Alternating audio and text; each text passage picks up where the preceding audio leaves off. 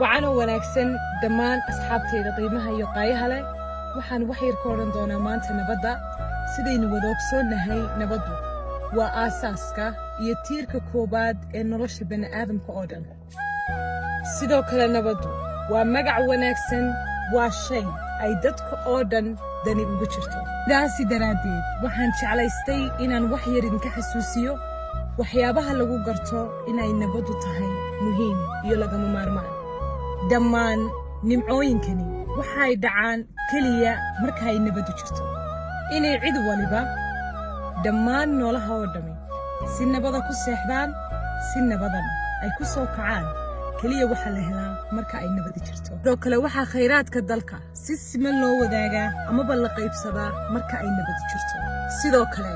waxay cadaaladu taaba gashaa oo ay shaqaysaa marka ay nabad jirto sidoo kale in waxbarashada goobaha caafimaadka baahiyaha asaasiga ee bulshadu ay horumaraan waxa sahasha daryeelida nabadda dadka hesho isku socod ammaan tusaale ahaan inuu qof ka socdaali karo magaalada Ras Kamboni isagoo tagaya Ras Casayr waxa suurtageliya waa nabadda sidaasi daraadeed nabadu waa lagama maarmaan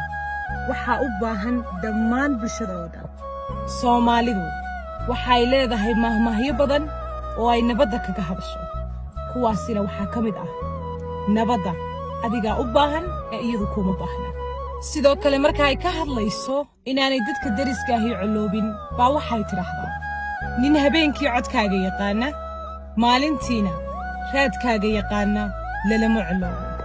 وقدامبين بالشوي يعني نبضة عيار لغلومين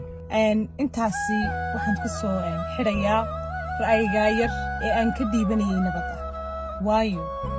وحن امي سنة هي انتا انشري انتي دون تبها احاتي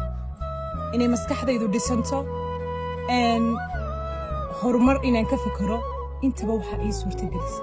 وان نبضة ان كتناضي ان كسو كوري intaan nabad haysan ilaahay dhulkooda ha u nabdeeyo